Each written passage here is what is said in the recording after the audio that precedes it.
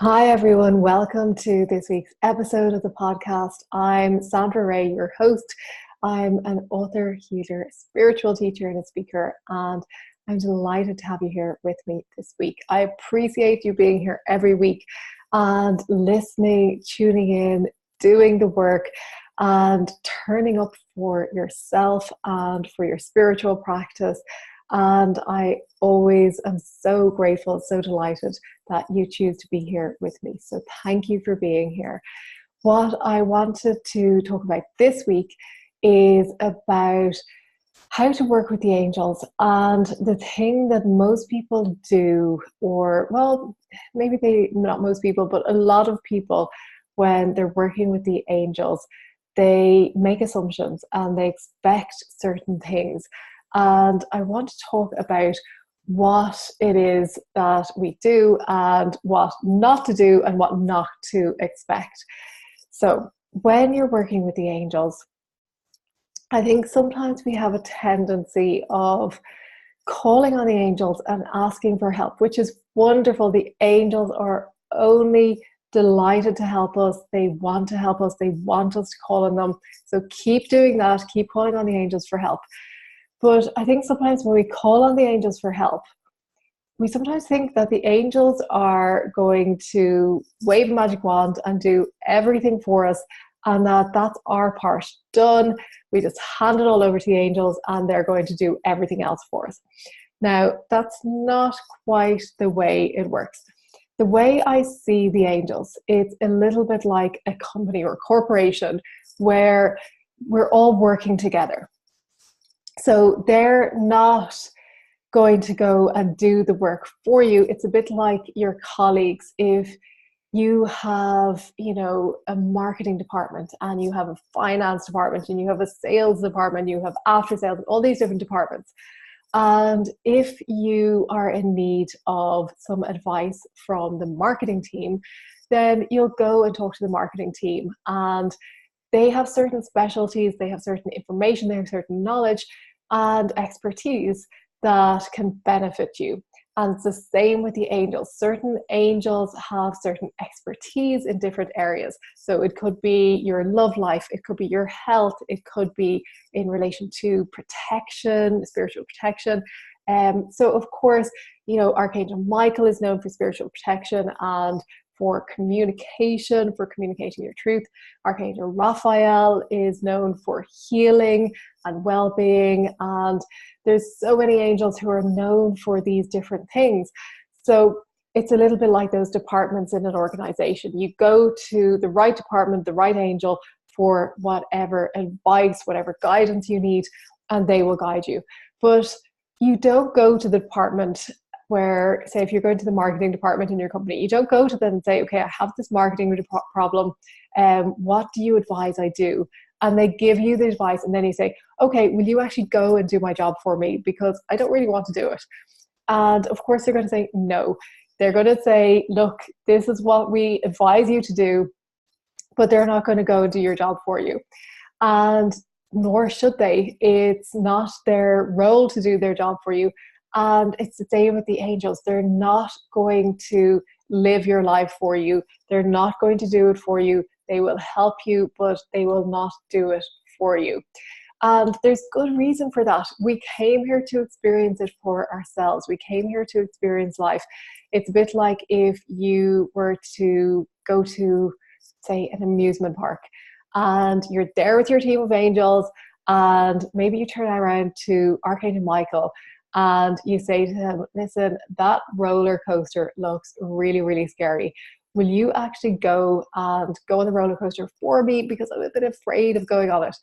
And Archangel Michael will probably look at you and say, no, I will go up there and protect you, but I'm not going to do it for you. So Archangel Michael will sit beside you on the roller coaster. He'll put his arm around you and he'll protect you while you go and have fun together. But he's not going to go up there by himself while you stand watching. It's the same with life. So if you're expecting the angels to take over and to do everything for you, then you're probably going to be in for a little bit of a shock, because they will guide you. They will tell you, okay, this is the easiest route to your goal, your destination. This is the guidance that we give you. You're actually on the wrong path, so we advise you to turn, take a U-turn and go on this path. And they'll say to you, okay, this is the direction that we guide you to go in.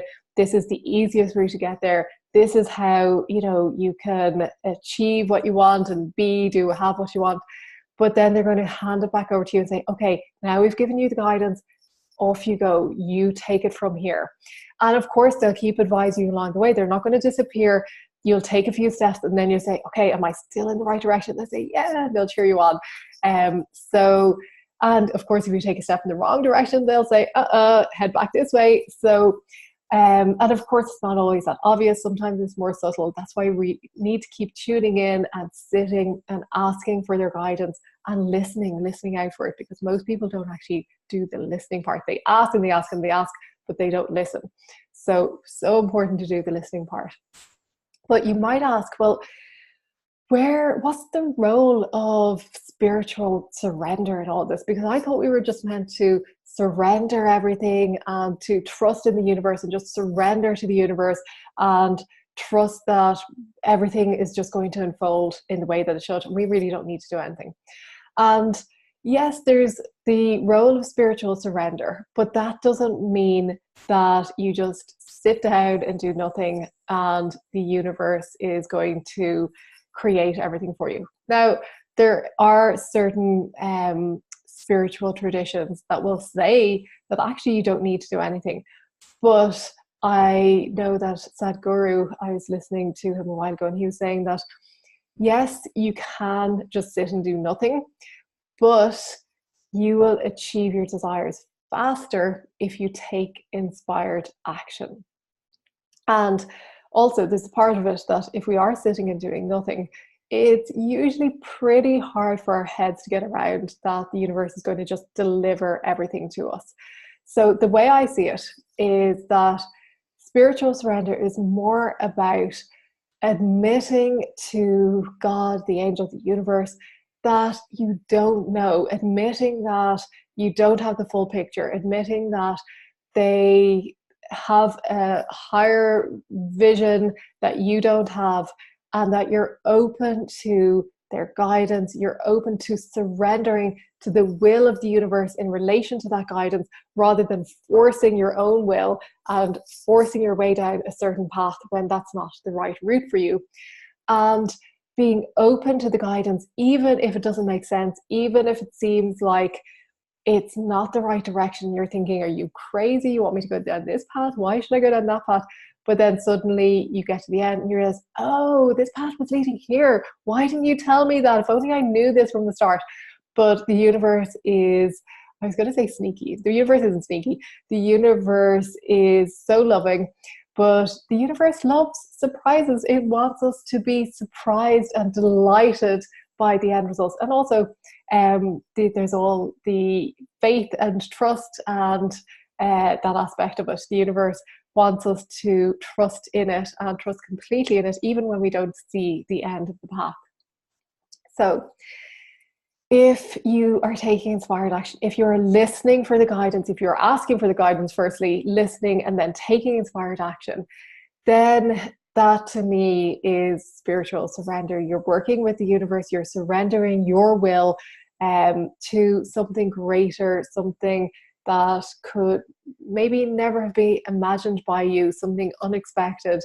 And you're receiving the guidance, you're taking the inspired action, and you're following through. You're doing the work. You're not waiting for the angels to do it for you, which may never happen.